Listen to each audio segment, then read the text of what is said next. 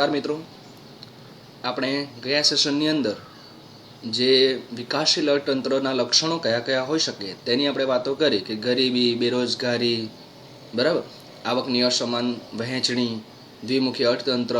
તો કે આ બધા જે તંત્રો, આ બધા જે શબ્દો જે છે એ સમજીને આપણે આપણો દેશ જે વિકાસશીલ જે છે તો કોઈ પણ દેશ વિકાસશીલ હોય તો તેના લક્ષણો શું હોય તો તેના વિશે આપણે માહિતી મેળવી. બરાબર, હવે આપણે આગળ જઈ રહ્યા છે કે આપણે જે પણ પ્રવૃત્તિ કરીએ છીએ, આપણે કે કોઈ પણ દેશના કોઈ પણ લોકો જે પણ પ્રવૃત્તિ કરે તો એ પ્રવૃત્તિને કેટલા ભાગમાં વહેંચવામાં આવેલી છે તો કે મુખ્ય બે ભાગની અંદર વહેંચવામાં આવેલી છે.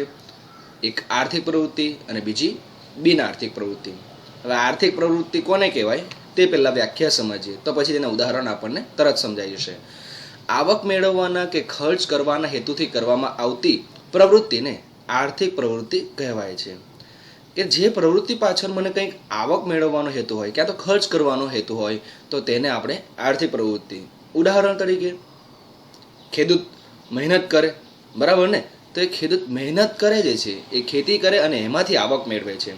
બરાબર, તો એ આવક મેળવવાનો એનો હેતુ છે. કારીગર વર્ગ જે છે એ કામ કરે છે કારણ કે એને આવક મળશે, એમાંથી મજૂરી મળશે, એટલા માટે આવક મેળવવાનો હેતુ છે. વેપારી બધો ખર્ચ કરે, બિઝનેસમેન ઘણા ખર્ચ કરે કારણ કે ખર્ચ કર્યા પછી એને આવક મળે છે.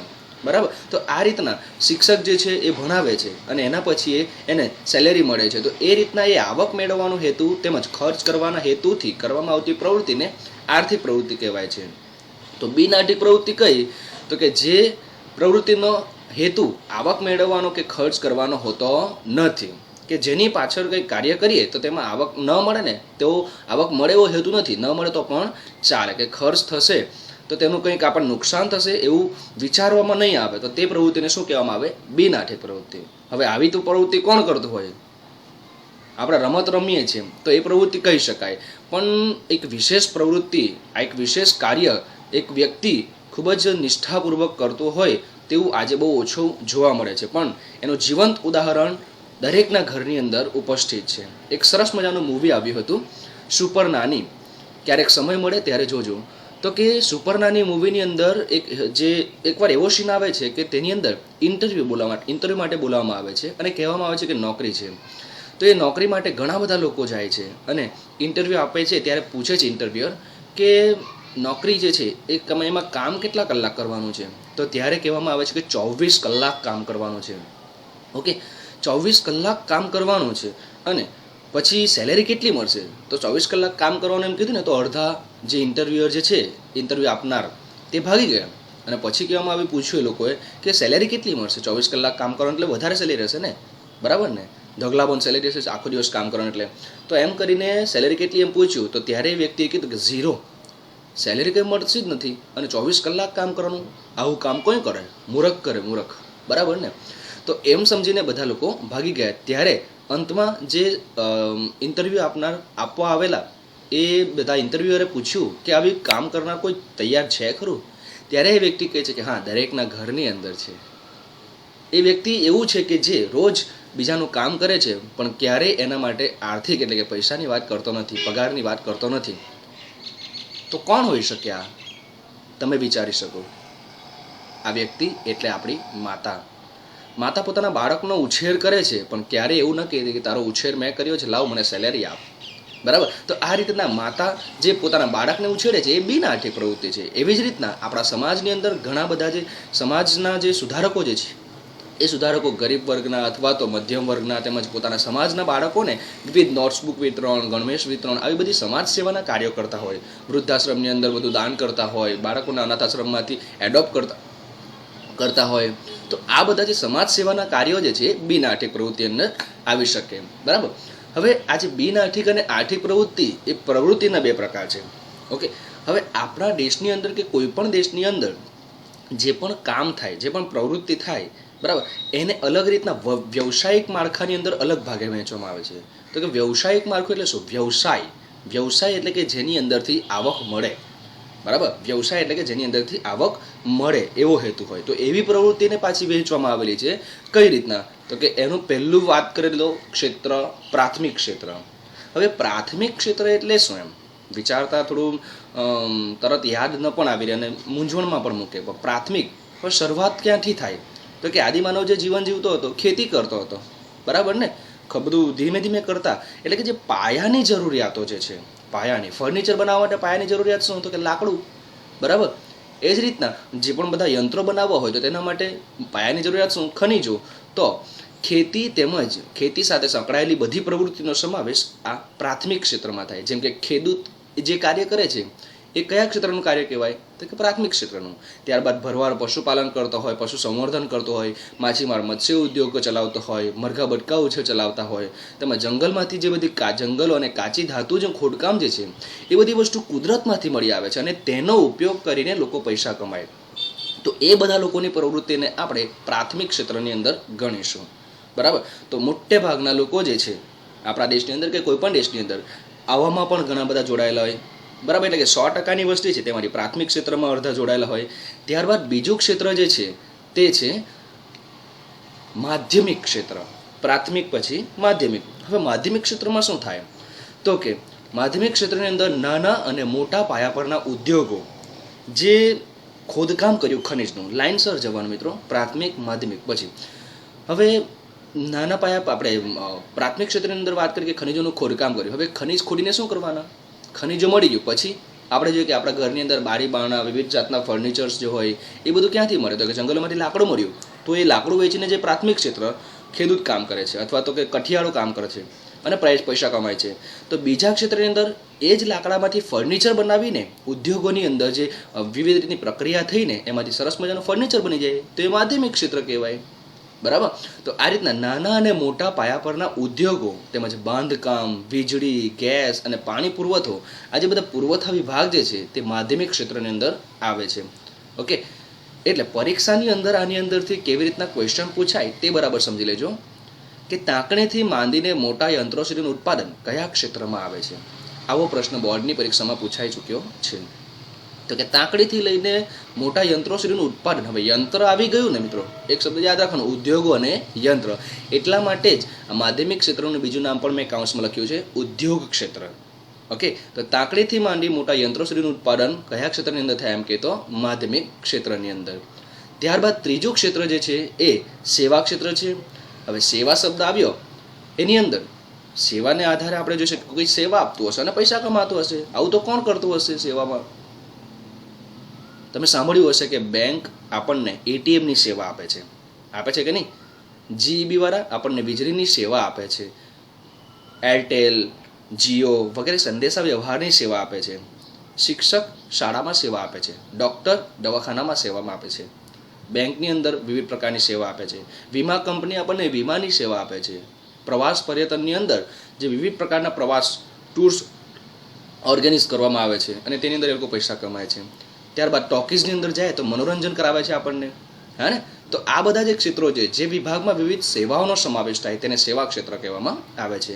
દાખલા તરીકે વ્યાપારની સેવા, સંદેશા વ્યવહારની સેવા, હવાઈ તેમજ દરિયાઈ માર્ગો, શિક્ષણ, આરોગ્ય, બેન્કિંગ, વીમા કંપની અને પ્રવાસ મનોરંજન, આ બધી જે ફિલ્ડ જે છે એ બધી સેવા આપીને પૈસા કમાય છે. આઈ હોપ કે તમને ખ્યાલ આવ્યો હશે કે ભારતીય અર્થતંત્રના વ્યવસાયિક માળખાને કેટલા ભાગમાં વહેંચે છે? 3, પ્રાથમિક, માધ્યમિક અને સેવા. આની અંદર મોટે ભાગના લોકો આવી જાય છે જે વધ્યા ઘટ્યા, જેને આપણે બેરોજગાર કહીએ છીએ. ઓકે, સામાન્ય રીતે વિકાસશીલ દેશોમાં પ્રાથમિક ક્ષેત્રનું પ્રભુત્વ વધારે હોય. આપણે આપણા દેશની જ વાત કરીએ, મેં આગળ કહી ગયો કે વિકાસશીલ દેશ, આપણો દેશ પણ વિકાસશીલ છે, એટલા માટે આ બધા લક્ષણ આપણા દેશને પણ લાગે વળગે છે.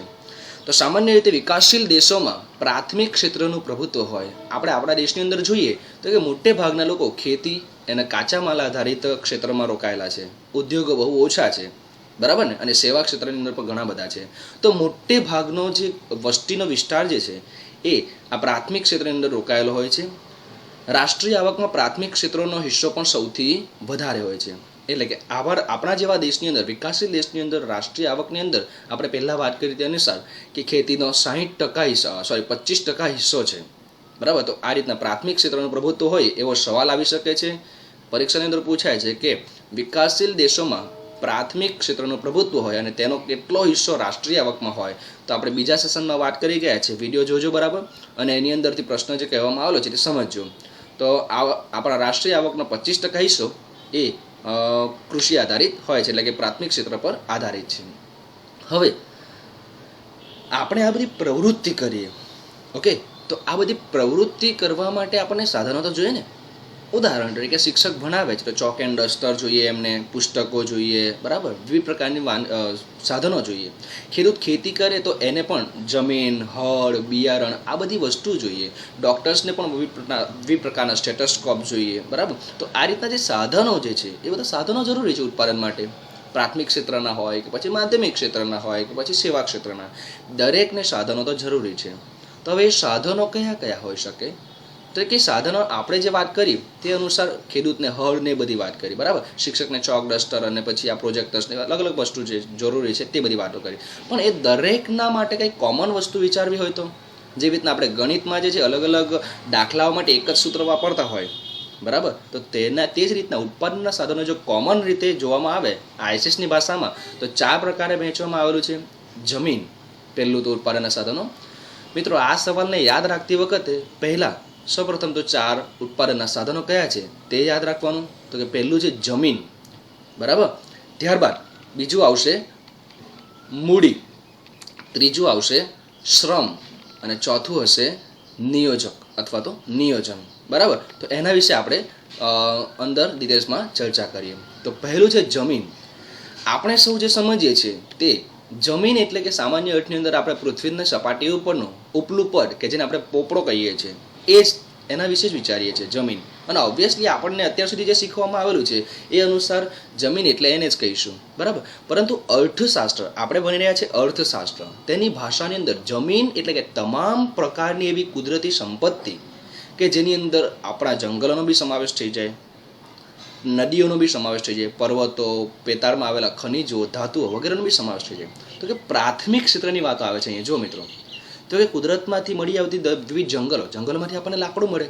તો પહેલાં તો એ જંગલો જે છે એ આપણા માટે એ જમીનનું કામ કરે છે, જેવી રીતના ખેડૂત માટે જમીન કામ કરે છે. કનેક્ટેડ કરજો મિત્રો, બરાબર. ખેડૂત સાથે એટલા માટે કનેક્ટ કરું છું કારણ કે આપણે બધાને સાથે લઈને ચાલવાનું છે અને ખેડૂત એ કોમન આપણે જમીન સાથે સંકળાયેલો વ્યક્તિ છે, એટલા માટે એને કમ્પેર કરીને ચાલજો. તો કે ખેડૂતને જેવી રીતના જમીનની જરૂર છે તે જ રીતના શરૂઆતમાં તો દરેક વ્યક્તિને આજે જંગલો, જો ફર્નિચર બનાવનાર વ્યક્તિ હોય તો તેને જંગલોમાંથી લાકડાની જરૂર છે, એટલે જંગલો એના માટે પહેલી જરૂરિયાત.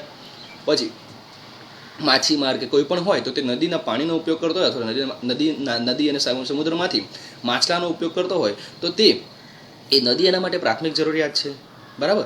ઔષધિ મેળવવી હોય તો પર્વતો જરૂરિયાત છે. પછી જે ખનિજોનું ખોદકામ કરે તો એ પૃથ્વીના પેટાળના ખનિજો અને ધાતુઓ એ પ્રાથમિક જરૂરિયાત છે. તો એ બધું એના માટે જમીન કહી શકાય, એટલે કે પ્રાથમિક જરૂરિયાત. ઇન શોર્ટ કહું તો પરીક્ષાની અંદર પ્રશ્ન MCQ સ્વરૂપે પૂછાયો હતો કે ઉત્પાદનનું કુદરતી સાધન કયું છે? તો કે કુદરતી રીતે આપણને શું મળી આવે? તો કે આ બધી વસ્તુ, જંગલ, નદી, પર્વતો, એને આપણે અર્થશાસ્ત્રની ભાષામાં શું કહ્યું? જમીન. તો જમીન એ ઉત્પાદનનું કુદરતી સાધન છે. નોટ કરજો મિત્રો, પરીક્ષાની અંદર આના જેવો બીજો સવાલ જે છે 2માંથી 100% પૂછાય છે ગેરંટી સાથે, બરાબર. એટલે નોટ કરી રાખજો, બોર્ડ લખી રાખજો, એક્ઝામ લખી રાખજો. ઓકે. ત્યારબાદ આપણે બીજું જે ઉત્પાદનનું સાધન જે છે એ મૂડી વિશે ચર્ચા કરીએ.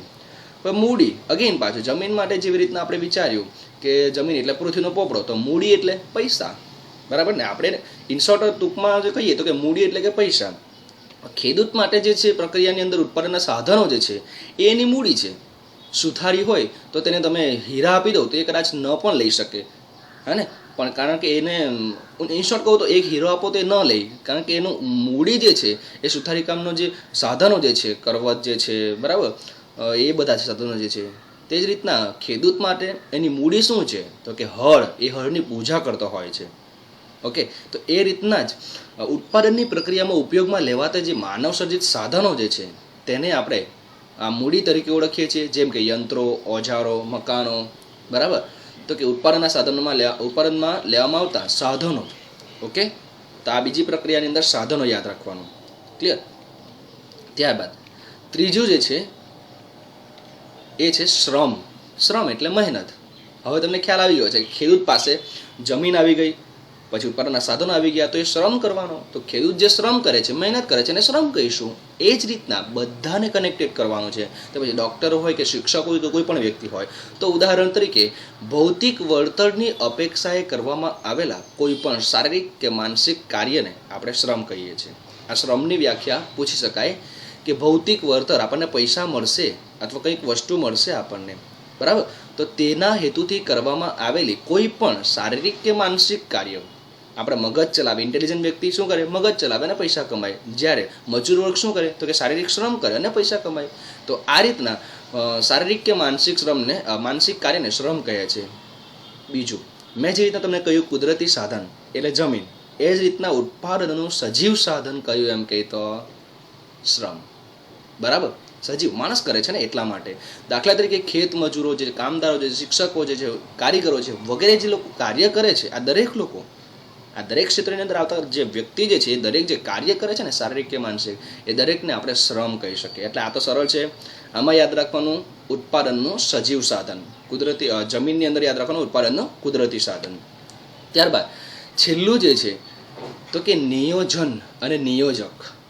આપણો કોઈ કાર્યક્રમ હોય તો તે કાર્યક્રમનું આયોજન કરનારને આપણે આયોજક કહીએ છીએ. તો જે આ જે નિયોજન એટલે કે આ બધાને જોડવું. ઓકે, તો શાને જોડવું તો કે ઉત્પાદનના જે સાધનો હતા, જમીન, મૂડી, શ્રમ જેવા ત્રણેય સાધનોનું કુશળતાપૂર્વક આયોજન કરનાર વ્યક્તિને નિયોજક કહેવાય છે. આપણે આયોજન જો નહીં કરીએ ને, આયોજન મુખ્ય કડી છે. કંઈ પણ કાર્ય કરવાનું આયોજન જો નહીં હોય તો એ કામ બગડી જાય, સફળ નહીં થાય, એના ચાન્સીસ બહુ ઓછા હોય, બરાબર. એટલા માટે આયોજન બહુ જરૂરી છે. તો કે ઉત્પાદનની પ્રક્રિયામાં જમીન, મૂડી અને શ્રમ એવા ત્રણેય સાધનોનું કુશળતાપૂર્વક આયોજન કરનારને નિયોજક કહે છે. આપણે ખેડૂતનું ઉદાહરણ લઈએ તો કે જમીન, ખેડૂત જે છે એની આયોજક કહેવાય અથવા નિયોજક કહેવાય, કે જે જમીન પછી એને હળ દ્વારા ખેડીને વ્યવસ્થિત બિયારણ નાખીને મહેનત કરે તો એને ફળ મળે છે. તો એ આયોજન સારું કરે તો એને સારું ફળ મળે. એ જ રીતના જે ફર્નિચર બનાવનારો જે છે એ લાકડા સારા લાવે, એમાંથી વ્યવસ્થિત રીતના કાપણી કરે ઉદ્યોગોની અંદર, વ્યવસ્થિત રીતના એની અંદર આજે વ્યવસ્થિતના આપણે શું કહીએ લાકડા આવે ને એ લગાવીએ તો એ વ્યવસ્થિત સરસ મજાનું બને ફર્નિચર, તો તેના કિંમત પણ સારી આવે, બરાબર. તો એ રીતના એનું આયોજન જો યોગ્ય કરે તો એને ફળ સારું મળે, બરાબર. આ ત્રણેય સાધનોને યોજનાપૂર્વક ઉત્પાદનમાં જોડવાની કામગીરી જે કરે છે એને નિયોજક કહેવાય, અને એ કામગીરીને શું કહેવાય, નિયોજન, બરાબર. હવે આ જે ઉત્પાદનના સાધનો જે છે એની ફાળવણી કરવી પડે છે મિત્રો. હવે ફાળવણી શબ્દ એટલે એક રીતના જોઈએ તો કે વહેંચણી. વહેંચણી કરવાનું ક્યારે આવે, એ ઘરની અંદર જો એક જ છોકરો હોય કાં તો એક જ છોકરી બાળક હોય તો તેને માતા પિતા વહેંચણી નહીં કરી આપે કે તું આટલું ખા, તું આટલું ખા, લે તારા માટે બનાવેલું છે ખાઈ લે. પણ જો એ ઘરની અંદર 2 થી 3 બાળકો હોય તો માટે એને વહેંચી આપે છે, આલે આ તારું આટલું, આલે આ તારું આટલું, આલે આ તારું આટલું, બરાબર ને. તો એ ઉત્પાદનના સાધનોની વહેંચણી કેમ કરવામાં આવતી હશે? માણસની જરૂરિયાતો અમર્યાદિત છે અને આ જરૂરિયાતો પૂરી કરવા માટે સાધનો મર્યાદિત છે, એટલા માટે ઉત્પાદનના સાધનોની ફાળવણી કરવી પડે, જે આપણે પ્રકરણ 8ની અંદર શીખીને આવ્યા છીએ. ઉત્પાદનના સાધનોની હંમેશા અછત રહેવાની છે, તેનો ઉપયોગ, આ મુદ્દો બહુ ઇમ્પોર્ટન્ટ છે મિત્રો, ફાળવણી કેમ કરવાની. તો આ જે ઉત્પાદનના સાધનો જે છે એનો ઉપયોગ આપણે કેમ, ક્યાં અને કેટલા પ્રમાણમાં કરવો, એવા પ્રશ્નો આ સાધનની ફાળવણીમાં ઉદ્ભવે છે. તો કેવી રીતના કરવાનો, ક્યાં કરવાનો, તેના હિસાબે પહેલાં તો ઉત્પાદનો અમર્યાદિત જરૂરિયાતો અને સાધનોની પસંદગી કરવી પડે. આપણી જરૂરિયાતો જ એટલી અમર્યાદિત છે, દિવસે દિવસે વધતી જાય છે. એક નાનો અમથો સેમસંગ, આપણે નાનો અમથો ફોન લઈએ તો તેની અંદર વર્ષો જતાં આપણને જોઈએ કે વિડીયો કોલિંગ થાય એવું જોઈએ, હા ને. ધીમે ધીમે કરતાં એની અંદરથી પછી પાછી આ એપ્લિકેશન ચાલે, પેલી એપ્લિકેશન ચાલે, આમ કરતાં કરતાં માણસની જરૂરિયાત તો મર્યાદિત નથી, અમર્યાદિત વધતી જ જાય. એ જ રીતના વિવિધ ક્ષેત્રની અંદર આ મોબાઈલનું ઉદાહરણ એક ઉદાહરણ છું. એ જ રીતના ધીમે ધીમે કરતાં જે ખેડૂત હોય શહેરનો, ગામડાની વાત નથી કરતો, પણ શહેરનો ખેડૂત હોય ધારો કે, તો પહેલાં એ હળથી બળદગાડાથી ખેતી કરતો હતો, પછી ધીમે ધીમે ધીમે એ ટ્રેક્ટર લઈ આવ્યો. હવે ધીમે ધીમે કરતાં એની અંદર હાર્વેસ્ટર, થ્રેશર્સ, કમ્બાઇન મશીન, આ બધા જે અલગ અલગ પ્રકારના જે મશીન તમે ધોરણ 8ની અંદર પણ શીખ્યા હશો, તો એ અલગ અલગ મશીનની જરૂરિયાત ઊભી થાય. તો એની મર્યાદા આવતી જ નથી, અમર્યાદિત છે. તો એના માટે આપણે સાધનોની પસંદગી કરવી પડશે, કારણ કે સાધનો મર્યાદિત છે. બીજું તો કે આ ફાળવણીની અંદર શું ધ્યાનમાં રાખવું પડશે આપણે, તો કે જરૂરિયાતોનો અગત્યાનુક્રમ. ઓકે, હવે એક વસ્તુ ખેડૂતનું જ ઉદાહરણ લઈએ ધારો કે, તો કે ખેડૂતે જો સારો પાક લેવો હોય તો એની પાસે 2 ચોઈસ છે, બિયારણ બી સારા લેવા પડે અને એને ખેડ પણ સારી કરવી પડે, બરાબર, સિંચાઈ પણ સારી કરવી પડે. તો બિયારણ સારા લેવા માટે એને પૈસા ખર્ચ કરવો પડે સારા બિયારણ માટે, ક્યાં તો પછી એને પાક સારો લેવો હોય, પૈસા વધારે કમાવા હોય તો સિંચાઈ માટે પાણી વધારે ખરીદવું પડે. અથવા તો એણે હળ સારું લેવું પડે, ટ્રેક્ટર સારું લેવું પડે, થ્રેશર સારું લેવું પડે, તો એ કરશે શું? એની જરૂરિયાત પહેલાં શું છે? તો કે પાક વધારે થાય. તો જો બિયારણ વધારે નાખે તો ઓબ્વિયસલી પાક વધારે થવાની સંભાવના ઘણી છે એકચ્યુઅલી, બરાબર. સિંચાઈ તો આપણે કરી લઈશું, થોડું ઘણું પાણીથી પણ પાક તો ઉગવાનો જ છે, બરાબર. એટલે ઇન શોર્ટ કહું તો આ જરૂરિયાતોમાં અગત્યનું ક્રમ નક્કી કરવું પડે, બરાબર. એટલે ઉદાહરણ તરીકે બીજું જોઈએ તો કે અત્યારે શાળાની અંદર તમારી ફીસ ભરવાની છે ધારો કે, અને એક તરફ તમારે મોબાઈલ લેવો છે, તો અત્યારના સમયની અંદર તમે મોબાઈલ લેશો કે પછી શાળાની ફીસ ભરશો? ઓબ્વિયસલી ઇમ્પોર્ટન્ટ શું છે? તો કે શાળાની ફીસ અથવા તો પોતાનો અભ્યાસ, એજ્યુકેશન, શિક્ષણ જરૂરી છે. તો તે સમયગાળા દરમિયાન આપણે આપણી ચોઈસ શું કરી શકીએ? તો કે મોબાઈલ એ બિનજરૂરી વસ્તુ છે અથવા તો જે પછીની જરૂરિયાતવાળી વસ્તુ છે, સેકન્ડ વસ્તુ છે, જ્યારે શિક્ષણ મુખ્ય વસ્તુ છે. તો એ જરૂરિયાતોનો અગત્યનો ક્રમ નક્કી કરવું પડે, કારણ કે આપણા ઉત્પાદનના સાધનો છે, મૂડી, અહીંયા મૂડી આવે છે, તો એ મૂડી, આ જે સાધનો જે છે તેની ફાળવણી યોગ્ય રીતના કરવી પડે છે, બરાબર. બીજું ઉદાહરણ લઈએ તો કે જમીનનું ઉદાહરણ લઈએ ખેડૂત માટે. તો કે ખેડૂતે મોટું સરસ મજાનું મકાન પણ બનાવવું છે અને એની પાસે જમીન જે છે એ થોડી ઓછી છે, એક ખેતર પડેલું છે. તો એને મોટું મકાન બનાવવું હોય તો ખેતરમાંથી અડધી જમીન લઈ લેવી પડે. પણ જો ખેતરમાંથી અડધી જમીન જો એ મકાન માટે રોકી રાખે તો એ ઉત્પાદન શું કરશે? તો તે સમયે પણ એની અગત્યનું ક્રમ શું છે? તો કે ખેતી એ નાના ઘરમાં ચલાવી લેશે, પણ એ ખેતીનું આવનું કરવું પડશે. એટલે સાધનો છે, જમીન જે આવે અહીંયા, બરાબર, એ રીતના દરેક ફિલ્ડની અંદર વિચારી શકો તમે. તો જમીન જે એની જરૂરિયાત પૂરી કરે છે વધારે, તો એ જરૂરિયાતમાં અગત્યનું ક્રમ નક્કી કરવો પડે છે. ત્યારબાદ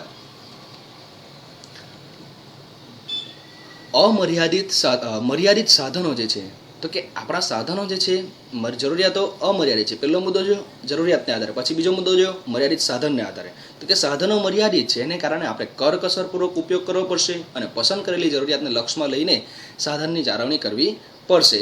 અને અંતિમ મુદ્દો જે આપણો જે છે સાધનોનો વૈકલ્પિક ઉપયોગ. મેં અત્યારે તમને વાત કરી તો કે વૈકલ્પિક ઉપયોગ જે છે, ઘણા બધા ઉપયોગમાંથી વિકલ્પો શોધવો પડશે આપણને.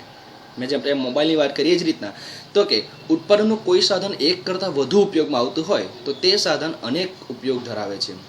પેલું હતું પસંદગી કરવી, આની અંદર વિકલ્પો, પસંદગી નથી કરવામાં, આની અંદર બી પસંદગી જ કરવાની છે, બરાબર સમજો મિત્રો. આ જે છે બીજું, એની અંદર અગત્યનું ક્રમ નક્કી કરવાનો છે, અગત્યનું કામ, બરાબર. જ્યારે આની અંદર અગત્યનું ક્રમ એટલા માટે કે જરૂરિયાતો અલગ અલગ, સાધન બી અલગ અલગ, પણ એની જરૂરિયાતો કઈ છે? પહેલાં અલગ અલગ સાધન છે અને જરૂરિયાત એક છે આની અંદર, બરાબર. જ્યારે આની અંદર સાધન એક જ છે પણ ઉપયોગ અલગ અલગ છે, પણ આપણે કયો ઉપયોગ કરવાનો તે જરૂરી છે, બરાબર. એટલે કે અહીંયા ઉદાહરણ તરીકે તમને કીધું છે કે એક જ સમયે આપણે ઉપયોગમાં એક જ વખત લઈ શકીએ. જેમ કે જમીન જે છે એની અંદર ઘઉંનો પાક વાવીએ તો આપણે બાજરી, મકાઈ કે મગફળી એનો પાક એક સાથે લઈ શકતા નથી, બરાબર. અથવા તો બાજરી, મકાઈ કે આ બધા પાકો લઈએ તો આપણે ઘઉં લઈ શકતા નથી. એટલે એકી સાથે જમીનનો, આમ જમીનનો ઉપયોગ ઘણો બધો છે, બરાબર. એ જમીનમાં આ બધી વસ્તુ થઈ શકે છે, પણ આપણે એક જ કરી શકીએ ને. એટલા માટે આ જમીન જે એક વસ્તુ, જે ઉદાહરણ તમે જેટલું ઉદાહરણથી સમજાવશો પરીક્ષાની અંદર તેટલું તમને માર્ક્સ નજીક લઈ જશે પૂરામાંથી પૂરામાં લાવવા માટે. એટલે ઉદાહરણ આપવાનો પ્રયત્ન કરજો. તો આજે આપણે જોયું ઉત્પાદનના સાધનોની ફાળવણી, ઉત્પાદનના સાધનો અને વિવિધ રીતની પ્રવૃત્તિ, બરાબર.